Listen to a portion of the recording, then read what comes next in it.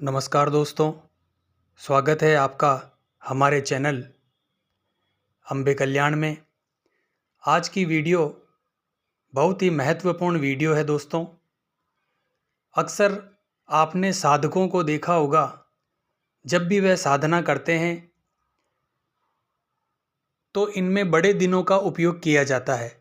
अधिकतर जैसे दीपावली, होली, दशहरा, पूर्णिमा, अमावस्या, इन दिनों का बहुत ही महत्व होता है।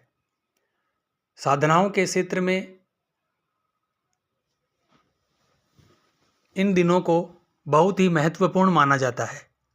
आज की वीडियो में हम आपको दो बहनों के बारे में बताएंगे, पूर्णिमा और अमावस्या। आज की स्टोरी इन दो बहनों के ऊपर है। चलिए दोस्तों, आज हम आपको अमावस्या और पूर्णिमा की एक कहानी, एक कथा सुनाते हैं। एक समय की बात है, एक राजा था, उसके दो लड़के और दो लड़कियां थीं। उसमें से एक लड़की का नाम पूर्णिमा और दूसरी लड़की का नाम अमावस्या था। पूर्णिमा सारे घर का काम करती, पूजा पाठ करती और गाय की सेवा भी करती थी, लेकिन अमावस्या ठीक इसके विपरीत थी। वह राजा अपने दोनों बेटों और दोनों बेटियों को प्यार करता था। उसके लड़के और लड़कियां धीरे धीरे बड़े हो गए और राजा ने लड़कों का विवाह करवा दिया। इसके बाद एक दिन राजा की पत्नी ने कहा कि दोनों लड़कियों की शादी के लायक हो गई है, उनका भी कहीं पर रिश्ता करवा दो। लेकिन यह ध्यान रखना कि अमावस्या का विवाह किसी अच्छे खानदान में करना, क्योंकि उसे घर के काम करने की बिल्कुल भी आदत नहीं है, वह बिल्कुल निकम्मी है। और पूर्णिमा का किसी साधारण परिवार में, क्योंकि पूर्णिमा को घर का काम करना ज़्यादा पसंद है। राजा ने पड़ोसी गांव के अमीर घर में अमावस्या की शादी कर दी और उसी गांव में एक साधारण परिवार में पूर्णिमा की शादी करवा दी गई। पूर्णिमा के भाई और भाभी पूर्णिमा से बहुत प्यार करते थे, क्योंकि वह घर के काम में उनका हाथ बटाती थी और अमावस्या उन पर रौब जमाती थी। शादी के बाद दोनों बहनें अपने अपने ससुराल में रहने लगी। एक दिन अमावस्या ने अपने घर पर शिव चर्चा रखी, जिसमें उसने सभी गांव की औरतों को बुलाया, पर पूर्णिमा को नहीं बुलाया। जब गांव की औरतें अमावस्या के घर जा रही थी, तब पूर्णिमा अपने घर के बाहर बैठी हुई थी। औरतों ने उससे पूछा, तुम नहीं चलोगी क्या? पूर्णिमा ने कहा, मुझे तो बुलाया ही नहीं, मैं कैसे चल सकती हूँ? तो औरतों ने कहा, बुलाया नहीं तो क्या हुआ, वहाँ तो भगवान शिव की चर्चा है, तुम चलो हमारे साथ। पूर्णिमा उनकी बात मानकर उनके साथ चली जाती है। जब अमावस्या की नज़र पूर्णिमा पर पड़ी तो अमावस्या ने गुस्से में आकर पूर्णिमा से कहा, तुम कैसे चली आई? तुम्हें तो मैंने बुलाया ही नहीं। फिर भी कोई बात नहीं, तुम आ ही गई हो तो चुपचाप बैठे रहना। और अमावस्या ने पूर्णिमा की गरीबी का खूब मजाक उड़ाया। अमावस्या की बातें सुनकर पूर्णिमा की आंखों में आंसू आ गए। उसने भगवान शिव से हाथ जोड़कर मन ही मन विनती की, हे भगवान, क्या पूजा पाठ करना, घर का काम करना और गाय की सेवा करना गलत है? आखिर मेरा कसूर क्या है? आप कब कृपा करेंगे मुझ पर? पूर्णिमा बार बार भगवान से यही कहती रही। इतने में शिव चर्चा पूरी हो गई। अब अमावस्या भगवान का प्रसाद बांटने लगी। उसने सबको भगवान का प्रसाद दिया, लेकिन पूर्णिमा को नहीं दिया। पूर्णिमा बिना प्रसाद के ही घर पर लौटने लगी, तो रास्ते में उसने सोचा कि बच्चे प्रसाद मांगेंगे तो मैं उन्हें क्या कहूँगी। उसने सोचा कि मैं मायके अपने भाई के यहाँ से कुछ ले आऊँगी। यह सोचते हुए वह अपने घर आ गई और उसने अपने पति से कहा कि मैं अपने मायके जा रही हूँ। पति ने कहा, ठीक है। पूर्णिमा मायके के लिए रवाना हो गई। रास्ते में एक चबूतरे पर तुलसी का पौधा लगा हुआ था और उस चबूतरे पर एक बूढ़ी औरत बैठी हुई थी। वह कोई और नहीं दोस्तों, साक्षात तुलसी माँ थी। उस बूढ़ी औरत ने पूर्णिमा से कहा, बेटी, तुम कौन हो? कहाँ जा रही हो? यह तुलसी का पौधा सूख रहा है, इसमें थोड़ा पानी डाल दो और इस चबूतरे को साफ कर दो। तब पूर्णिमा ने तुलसी में पानी डाला, चबूतरे की साफ सफाई की और उस औरत के पैर भी दबाए।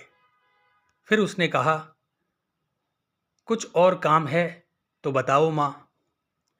तो उस बूढ़ी औरत ने कहा, कुछ नहीं, अब तुम जाओ और वापस आते समय मुझसे मिलकर जाना। तब पूर्णिमा वहाँ से रवाना हुई। रास्ते में एक शिव मंदिर आया। वहाँ पर एक बूढ़े बाबा मिले। वह कोई और नहीं, साक्षात भगवान शिव थे। उन्होंने पूर्णिमा से कहा, बेटी, इस मंदिर की साफ सफाई कर दो। पूर्णिमा ने उस मंदिर की साफ सफाई कर दी और पूजा पाठ करके कहा, और क्या काम है बाबा? बूढ़े बाबा ने कहा, और कुछ काम नहीं है बेटी, अब तुम जाओ और वापस आते समय मुझसे मिलकर जाना।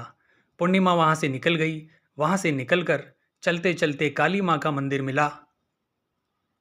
वहाँ बैठी एक बूढ़ी औरत ने पूर्णिमा से कहा, बेटी, यहाँ पूजा पाठ करने तो सब आते हैं, लेकिन मंदिर की साफ सफाई कोई नहीं करता, इसलिए इस चबूतरे और मंदिर की साफ सफाई कर दो।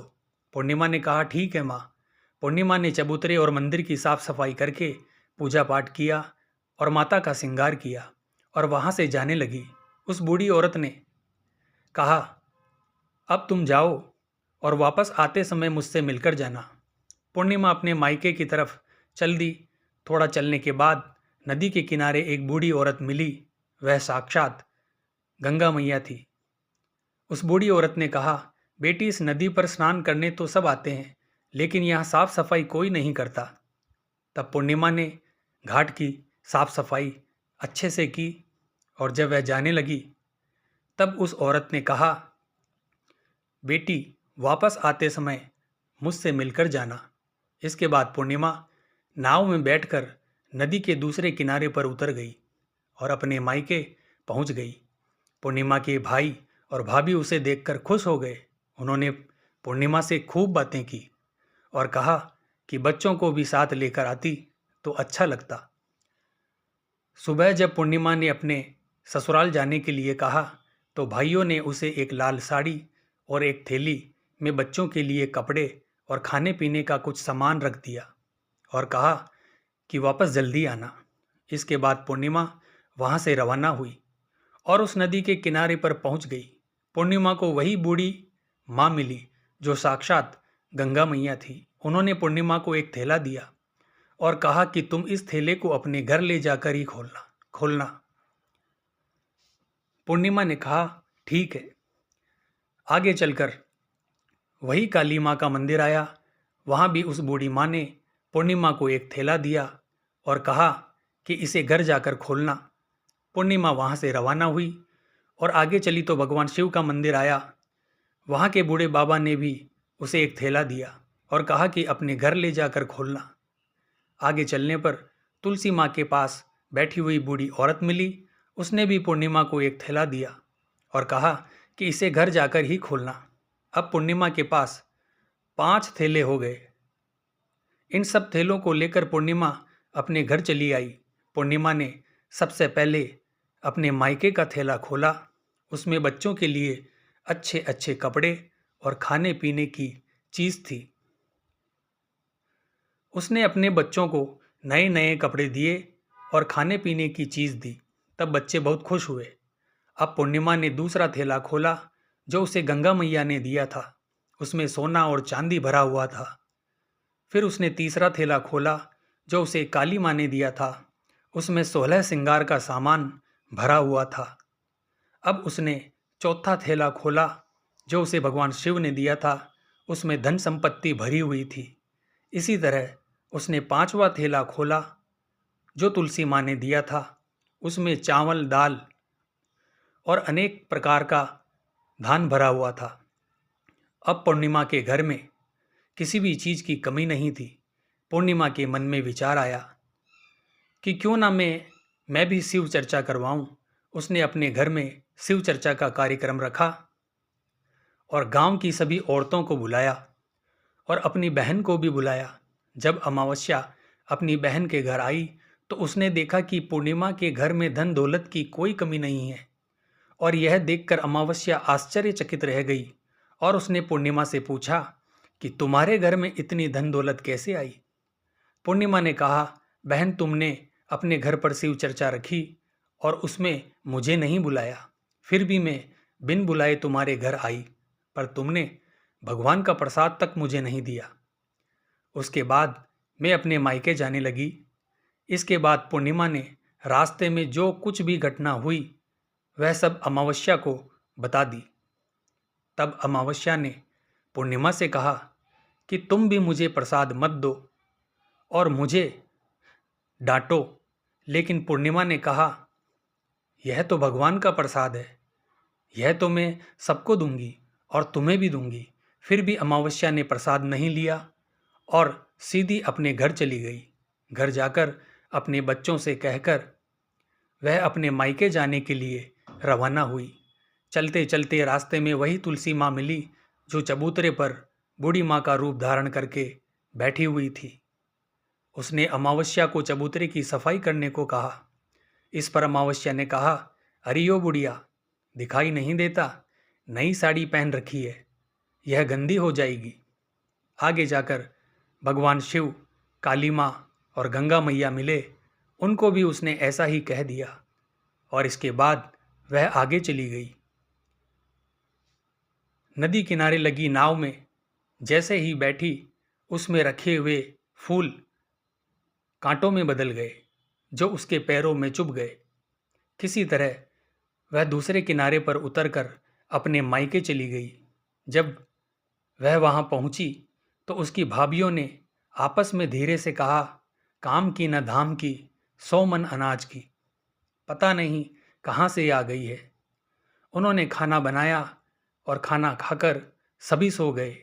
अमावस्या सुबह उठी और अपने भाई भाभियों से कहा कि मैं अपने ससुराल जा रही हूँ। उन्होंने कहा, ठीक है। तो अमावस्या बोली, पूर्णिमा को तो तुमने बहुत कुछ दिया और मुझे कुछ नहीं दोगे क्या? तो भाभी और भाई ने कहा, तुम घर जाओ, सब तुम्हारे घर पहुंच जाएगा।